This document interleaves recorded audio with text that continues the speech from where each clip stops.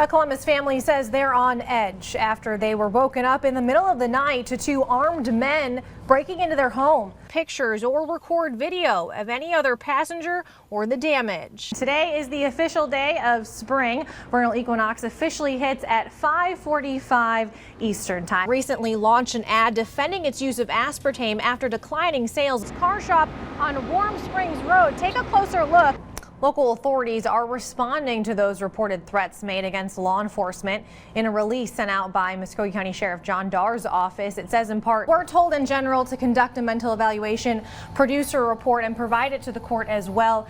Chief Meteorologist Bob Jeswald is keeping an eye on the radar for us in the Weather Center. The results of an ongoing investigation involving a man that was struck and killed in Phoenix City will be presented to a grand jury.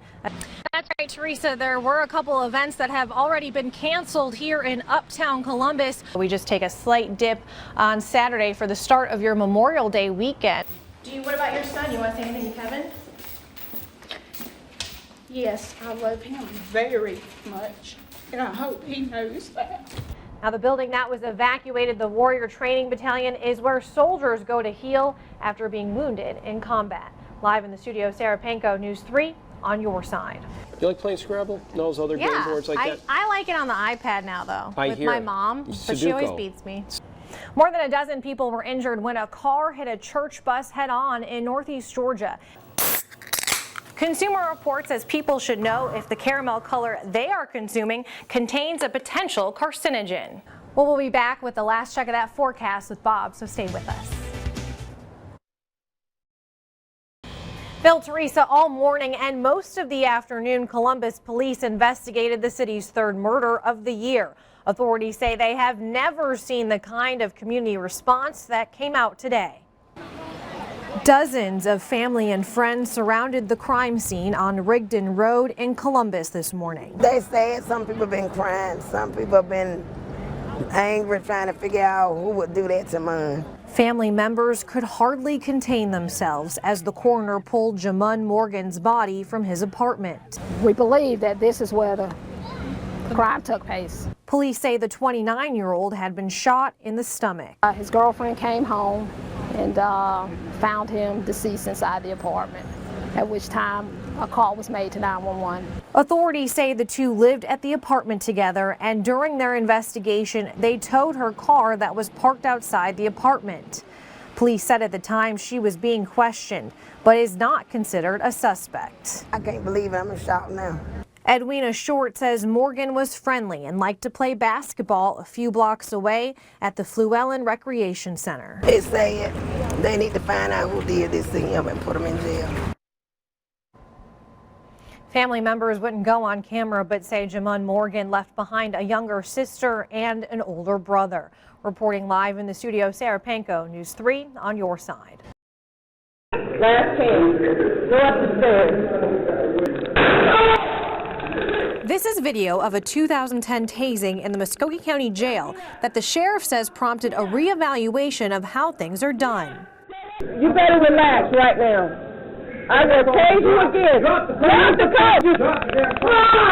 In the video, the inmate repeatedly ignores the deputy's commands and is tased more than 10 times. Sheriff John Darr says the tasing was justified and the Department of Justice looked into the incident. We could have handled some things different after the tasing and that such, and we've addressed all those from a training standpoint. And I can assure people in Columbus, Georgia that the abuse of inmates does not occur down at the county jail. In that same year, Harris County resident Donna Hoover says she was allegedly beat up by at least 3 deputies here at the Russell County Jail. God is real because I met him. I met him in jail. I met him in Russell County Jail. Hoover, who was arrested for DUI, claims she was slapped and choked by deputies seen in this video. I was in pain. I was crying. I can't even, it was hurt worse than having a baby. Because of a pending lawsuit, Russell County Sheriff Heath Taylor couldn't go into details, but did tell us. We are very aware of it and deny all the allegations that Ms. Hoover made the night of her arrest by Phoenix City. Sarah Panko, WRBL, News 3 on your side.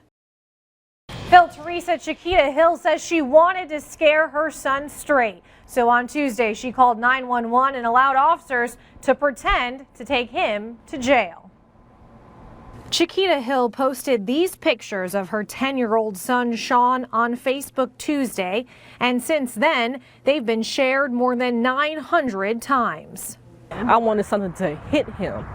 Hill says for the last few weeks, her son had been talking back to his 5th grade teacher. Rude and disrespectful, not wanting to do his classwork. It had gotten so bad, Sean's teacher stopped by to talk to him about his behavior. I was sitting there trying to decide, how am I going to discipline Sean, because previous disciplinary actions didn't work, obviously. So I made it up in my head, I'm just going to call the police.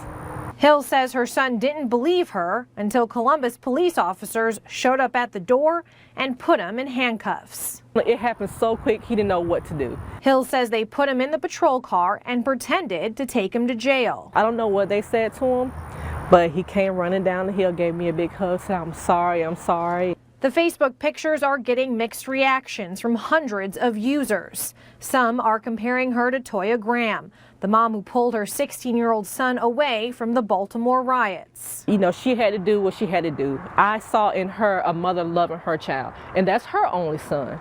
So I understand. Hill says officers assured her that her son was never in any danger. Reporting live, Sarah Panko, News 3 on your side.